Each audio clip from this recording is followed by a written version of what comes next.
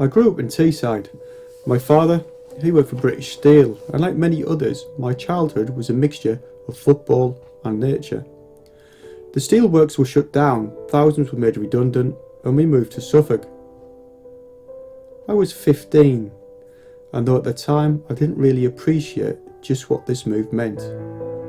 It was an upheaval, a life-changing move, and it started an apprenticeship with ferreting that, if I'm honest, hasn't really finished. Of course, starting out I made mistakes, corrected them, and learnt habits that went on to become instinctive due to the experiences gained not through hours and days, but years and decades on the rabbit warren. To me, it was very similar to when I learnt to drive. I started to worry about changing gears and stalling on hill starts until I passed my test. Then the hours of driving about gave me experience. Experience then taught me everything. It became instinctive, natural, easier. My ferreting is no different.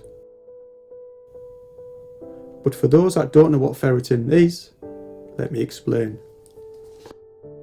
In the United Kingdom, ferreting is a traditional craft of hunting with ferrets to control rabbits in an environmentally friendly and organic manner.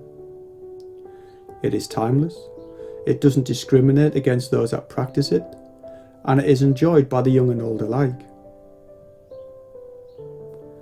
In a modern world though, we get asked, why control rabbits? Well, in the UK, we have an estimated 40 million rabbits, and these can cause up to and beyond over £150 million worth of damage each year. This is to agriculture, horticulture and the construction industry, and let's not forget the emotional distress caused when they damage your property and garden. It can be simple and practiced with the bare minimum of equipment for sport, or on a more industrial scale for professional rabbit management. The working ferrets are carried around in a ferret box, and each ferret is fitted with a ferret finder so we know where they are.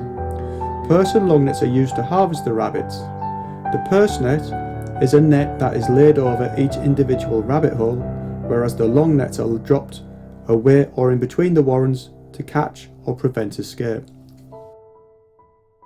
This is traditionally practiced between September and March when the undergrowth is at its lowest and the warrens are accessible.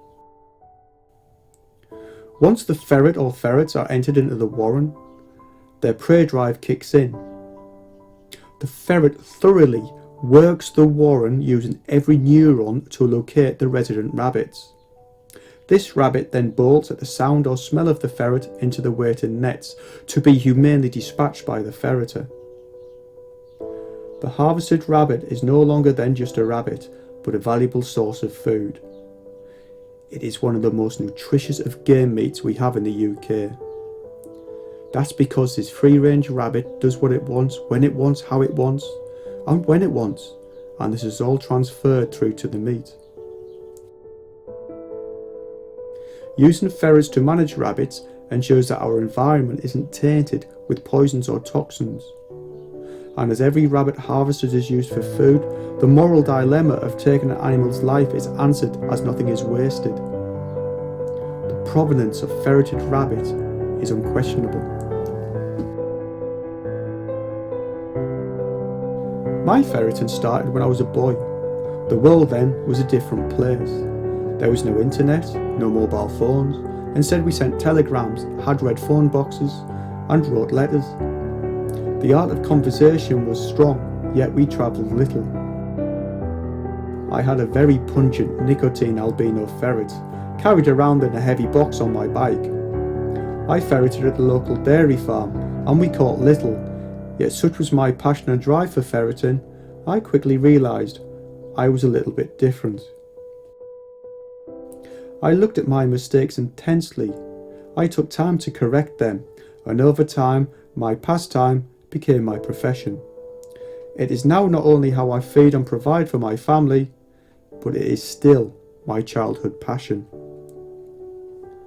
Ferreting and rabbiting though has a tribal following, and as such has a culture many simply do not understand. Back in the day when many doubted me, I always said that education was the key. History has taught us that this is more important now than ever before. We've got to educate the wider world to our world. We find ourselves in a time, a world, where technology has stripped the core element of fieldcraft away. Impatience is rife, but patience is essential if you are to become successful. Everyone is fast becoming reliant upon quick downloads, 4G technology and instant success and wealth. But to me, Mother Nature is unpredictable, an unscripted drama that simply cannot be hurried. This is why ferreting has survived into the 21st century, simply because its simplicity is its core strength.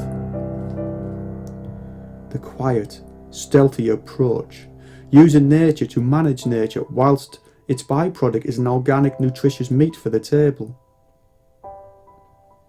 The taking of an animal's life presents a moral dilemma, but this answers all of them. Nothing is wasted, nothing is destroyed, nothing has to experience indiscriminate poisons or toxins, so therefore the ferreter, in my eyes, is a hunter-gatherer par excellence, at one with nature, an integral part of our natural world.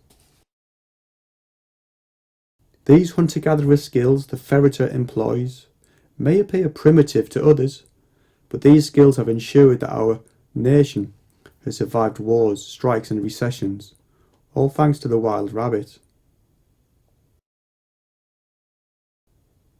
My ferreting has taught me many life skills, being responsible for my animals, the respect I have for the living countryside and all of its inhabitants, friendships and life. A life that would be poorer if it wasn't for my ferreting.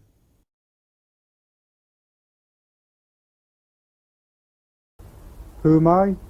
I am Simon Whitehead, and this is my ferreting.